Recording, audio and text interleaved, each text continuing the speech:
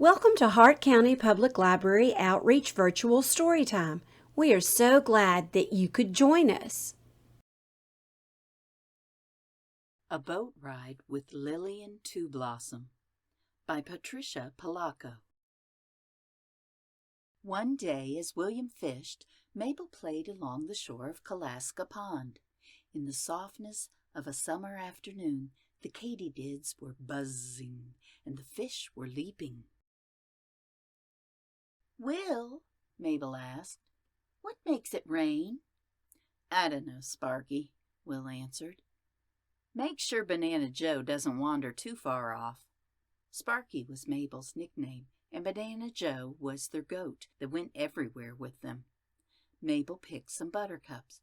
"Will," she asked again, "where does the wind come from?" "I don't know, Sparky," Will sighed.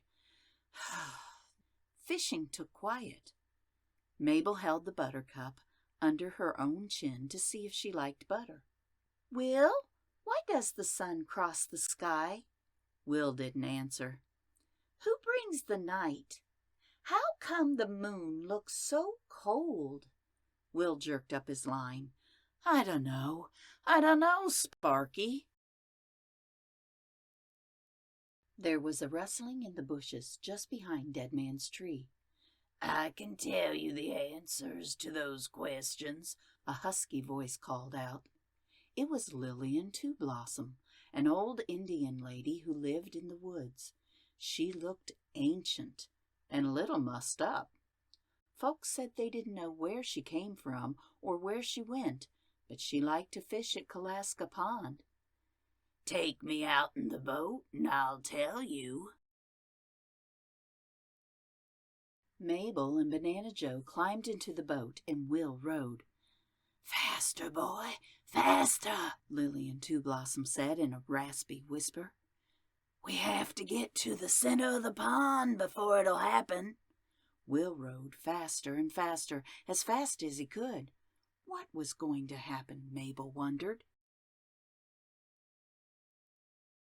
Suddenly, the boat lurched, jerked, and heaved out of the water.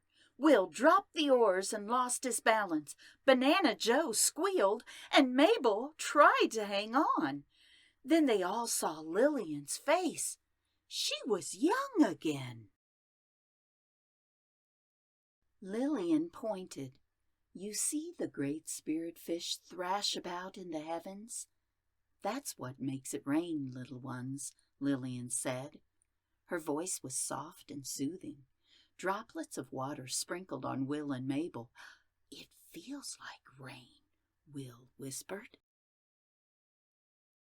"The wind comes from unseen wolves as they race through the air. The voice of the wind is their howl," Lillian told them. "I could feel the wind on my face as they ran by," Mabel said. Streams of light came toward them. "What are they?" Will asked. "They are the great spirit caribou. The oldest one carries the sun in his antlers and gallops from the east to the west, always moving, never resting, just like his brother caribou on earth." Lillian's voice trailed off. "Look, the night is coming! The night is coming!" Mabel shouted. "Yes, my children, it is brought by the little creatures of the dark," Lillian's soft voice cooed. She pointed into the sky. "The moon is carried across the heavens by our sister, the polar bear spirit."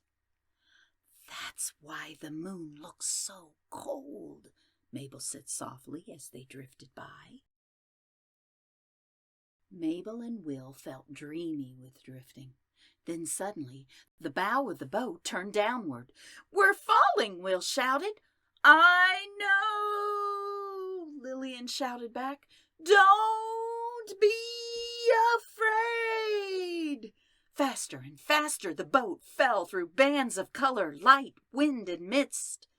Down, down, down it went. Then, with a tremendous kerplash that sent Mabel and Will right off their seats, The boat was back in the middle of Pollacco Pond. Lillian was ancient again in her mussed-up clothes. The boat slid into the shore with a soft swoosh. "Where were we, Lillian?" Will asked. Lillian just smiled. "On a boat ride," she said in her old voice. Mabel grabbed Banana Joe and Will collected his fishing rod. When they turned to thank Lillian Two Blossom, she was gone, back into the woods again. William put in his fishing line. The katydids were buzzing. The fish were leaping out of the water. As William fished, Mabel played along the shore with Banana Joe. It was a soft summer afternoon, but different somehow.